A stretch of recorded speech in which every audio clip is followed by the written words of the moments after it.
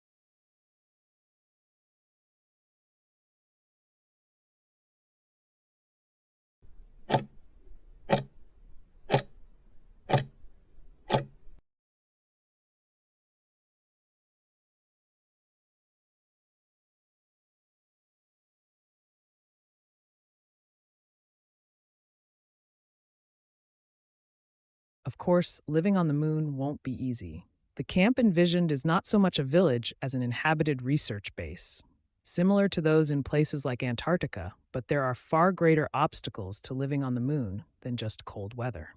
The biggest is cosmic radiation. Unlike the Earth, the moon has no atmosphere and no magnetic field. A person on its surface can receive over 400 times the maximum safe dosage of heavy ion radiation, enough to be fatal within 10 hours, even in a spacesuit.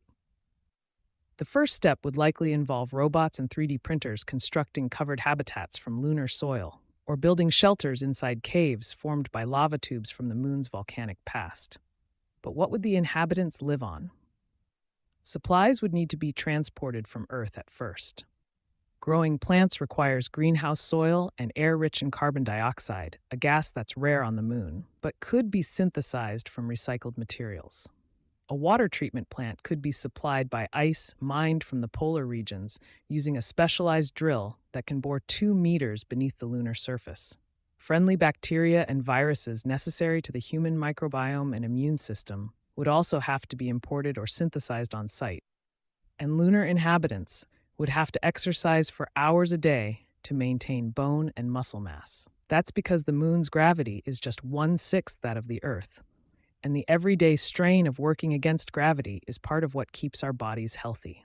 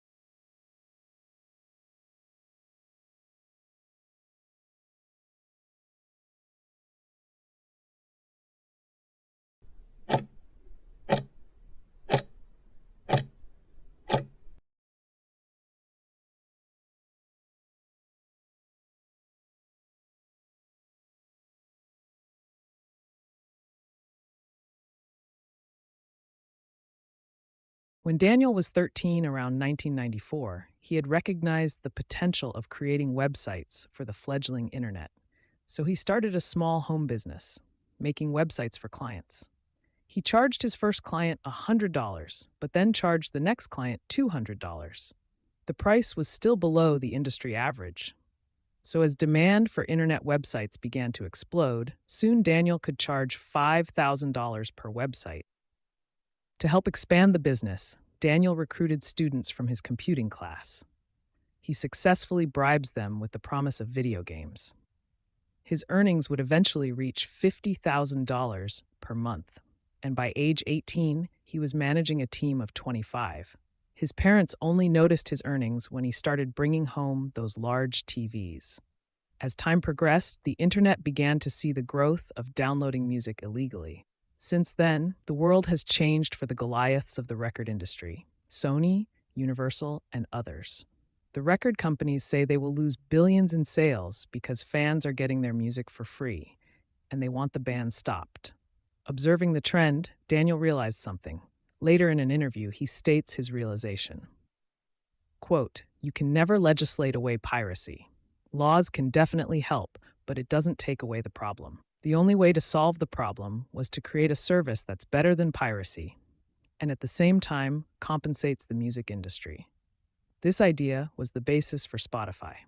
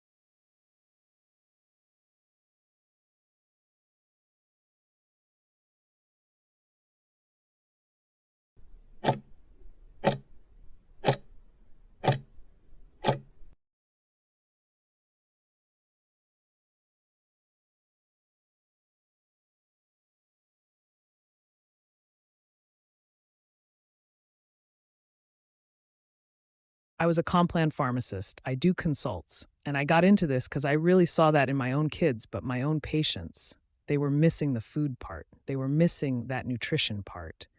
And as I corrected the nutrition in them, I'm like, oh my, this changed their whole life. You were taught in pharmacist school, just give her drug, give her drug, give her drug. Drugs are just Band-Aids. They don't cure us.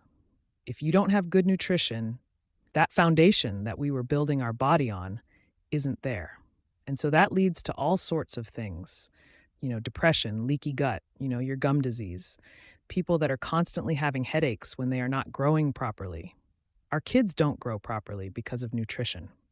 So I started to get a foundation.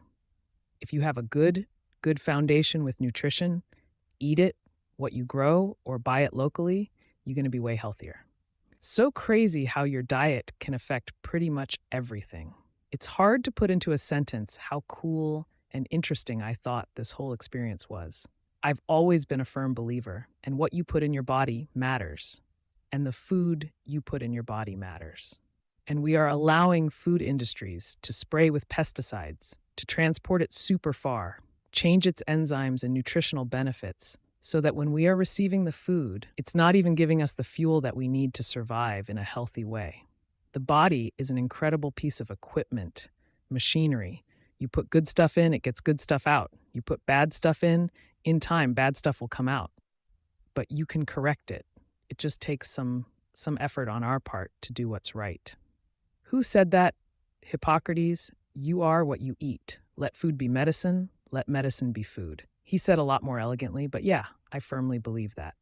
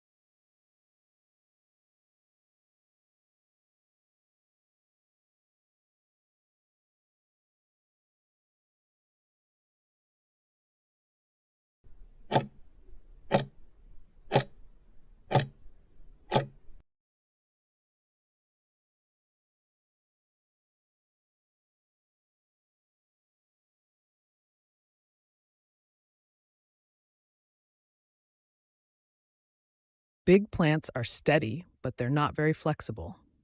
Generally, to power something, you have these huge baseload gas plants. And these are running kind of all the time, no matter what. And they're pretty slow, and you can't really adjust how much energy they're creating. When demand is too low, these big, slow plants actually lose money. And when demand is too high, quicker, dirtier plants called peaker plants have to switch on to keep up, and they're pretty wasteful. So you kind of get dinged on both sides. You get dinged when you don't have enough load, and then when you have too much, you also get dinged inefficiently. So traditional plants aren't super efficient, but they're consistent and therefore predictable. Renewable energy can be another story. Solar and wind power is cheap and clean and plentiful, but only when the sun is shining or the wind is blowing. So inconsistency is the big worry that, it'll be a cloudy day or it'll be a still day, and then all of the sudden your appliances won't work. And that's something that no one really wants. What makes batteries so promising is that they can solve all of these problems. When paired with big power plants, they can supply energy during peak times without polluting the way that peaker plants do. When paired with renewables, they can jump in when clouds roll over a solar farm. Energy storage really is the missing piece of the puzzle for renewable energy. But when we say storage, we don't just necessarily mean these. On a super broad level, a battery is like a bank for energy.